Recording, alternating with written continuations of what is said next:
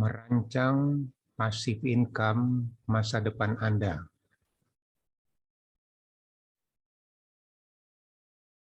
Saudara, ini ada satu hasil survei perencana keuangan. Data ini memang agak lama, tapi masih relevan dan masih banyak data-data yang terbaru, yang mengatakan 80% eksekutif terancam miskin di hari tua. Penyebabnya banyak sekali, di antaranya adalah perencanaan keuangan yang belum tepat. Nah, semoga kita tidak termasuk dalam kelompok ini. Lalu apa yang harus kita kerjakan? Tentu yang pertama, kita harus ngeset target goal kita di masa depan. Yaitu kita harus punya passive income yang lebih besar daripada kebutuhan. Passive income itu contohnya seperti deposito. Dan masih banyak yang lainnya seperti dividen, royalti, ya itu namanya passive income, yang hasilnya lebih besar daripada kebutuhan rutin kita. Nah, untuk bisa mencapai goal tersebut, maka kita harus punya perencanaan. Perencanaan itu kita harus punya sumber penghasilan yang bisa mendapatkan passive income tersebut. Ya, misalnya kita punya satu usaha atau berwirausaha, juga bisa berinvestasi di sektor yang bertumbuh. Seperti investasi yang umum adalah properti. Namun saham juga lebih baik bisa kita lakukan atau menjadi alternatif. Ya. Nah, kondisi kita saat ini bagaimana? Kita tentu mempunyai sumber aktif income, baik kita sebagai pekerja maupun sebagai pengusaha. Jadi ini yang harus kita lakukan, apa yang persiapan ke depan agar passive income kita lebih besar daripada kebutuhan. Oke, ini adalah salah satu contoh hitungan yang paling sederhana. Di sini kita bisa melihat kondisi kita saat ini dan kondisi kita di masa depan. Umpamanya saat ini kita berusia 45 tahun, dan kita akan masuk masa pensiun di usia 55 tahun, setelah itu mungkin kita tidak aktif. Nah, bisa usia kita sampai 75 tahun, bisa usia juga banyak juga yang mencapai 90 tahun. Nah, kalau kita lihat yang menjadi penyebab yang dominan adalah inflasi. Inflasi itu adalah kenaikan harga-harga kebutuhan yang kita butuhkan. Ya. Ini adalah menurut data pemerintah yang secara umum kita pakai 5% per tahun. Nah, coba kita simulasikan dengan inflasi 5%. Andai kata saat ini di usia 45 tahun, kita sebagai seorang manajer punya penghasilan katakanlah 50 juta per bulan, dan kita punya bonus dalam bentuk THR atau bonus tahunan 100 juta sebulan. Setahun maksudnya ya. Jadi gaji 50, bonusnya 100 per tahun. Gajinya 50 per bulan ya. Kemudian kita lihat kebutuhan rutin kita, kebutuhan bulanan kita. Belanja rumah tangga, kemudian ada biaya operasional mulai bahan bakar, PLN, pulsa, servis kendaraan, pajak kendaraan, transportasi, PPB, dan lain-lain. Kita anggap aja 5 juta sebulan. Okay? Kemudian kesehatan, asuransi, kita anggap aja kita budgetkan 2,5 juta sebulan. Pendidikan keluarga 5 juta sebulan. Angsuran, mungkin kita masih punya angsuran KPR, kendaraan, kartu kredit, dan lain-lain. Kita alokasikan sekitar 30% dari income kita, ya 15 juta.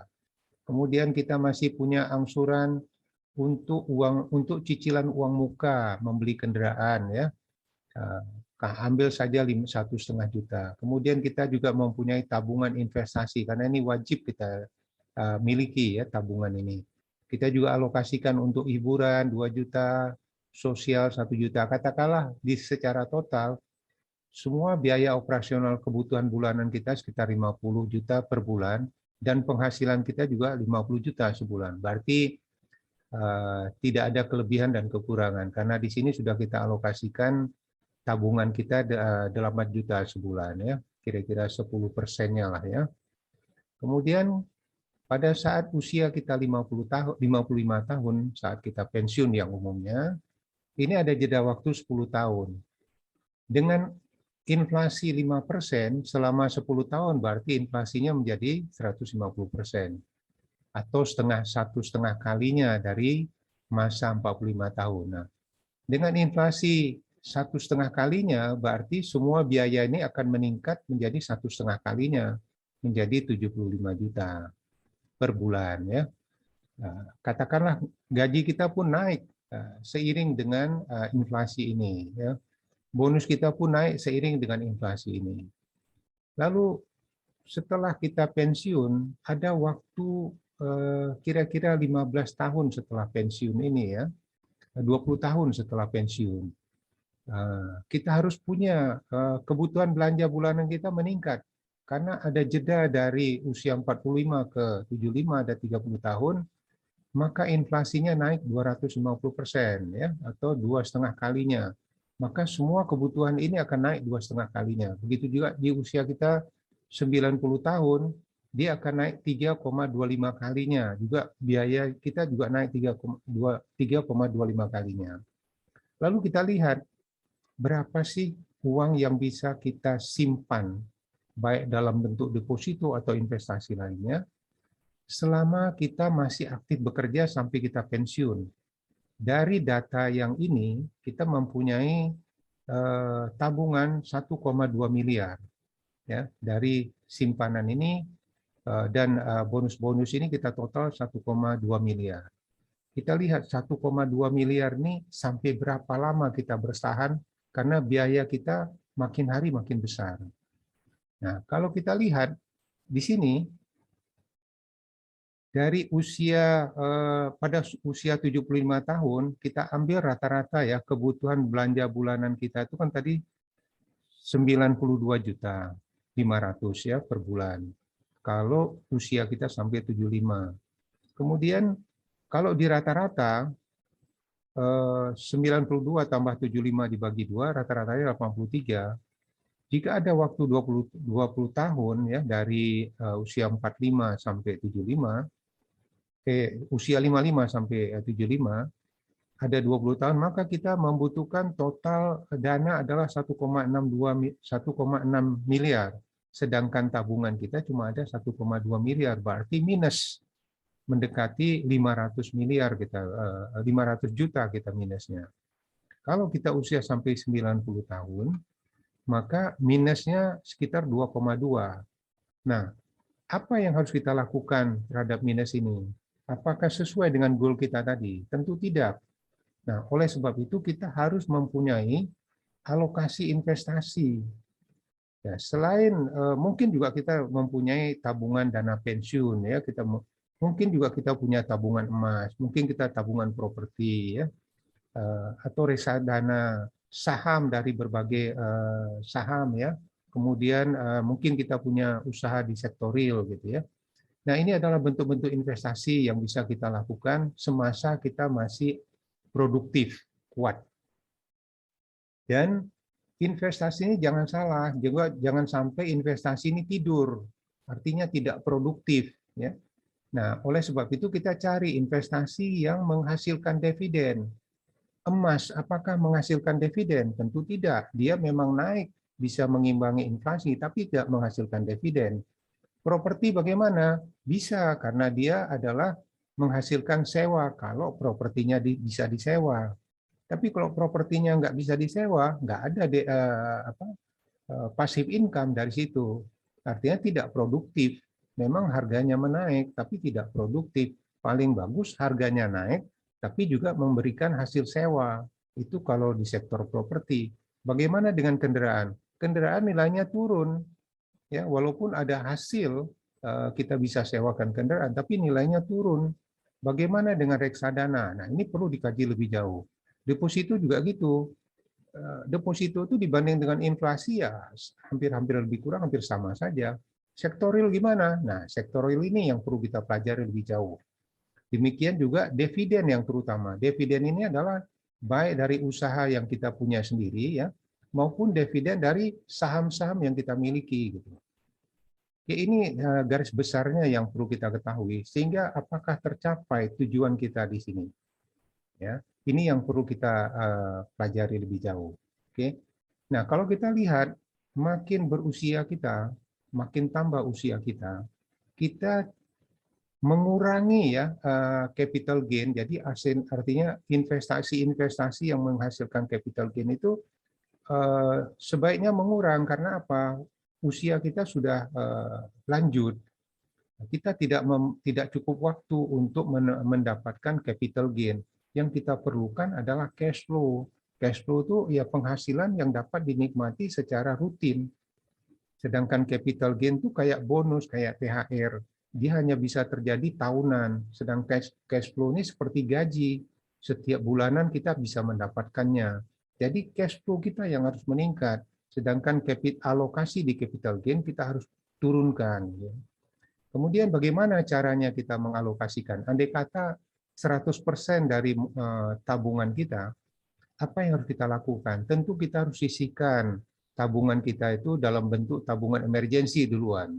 Ya, sisanya tabungan itu bisa kita putar di dalam, baik kita membuka bisnis sektoril, ya, kemudian kita membeli saham, kita dapatkan dividen, atau kita beli properti yang bertumbuh dan juga bisa disewakan, atau kita beli saham di pasar modal. Tentu ada caranya semua. Nah, berapa banyak yang harus kita sisihkan? Kalau kita lihat, tabungan emergensi ini paling nggak 30% dari dana yang kita punya, dari dana tabungan yang kita punya. 30% itu bagaimana? Kemana yang harus kita bisahkan? Misalnya bisa ke emas, bisa juga ke deposito, ke falas, ya, yang sifatnya mudah dicairkan, mudah mendapatkan uangnya, gitu ya. Nah, alokasinya berapa? Sesuai dengan usia kita. Kalau usia kita masih di bawah 35 tahun, mungkin cukup 10% saja.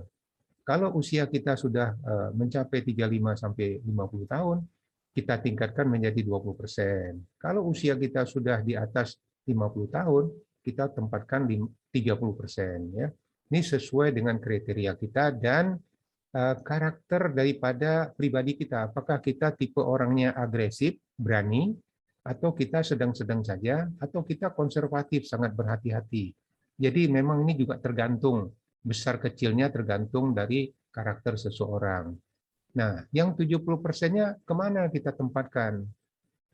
Inilah yang bisa kita putar di sektor yang ini, baik sektor real, properti, maupun saham di pasar modal.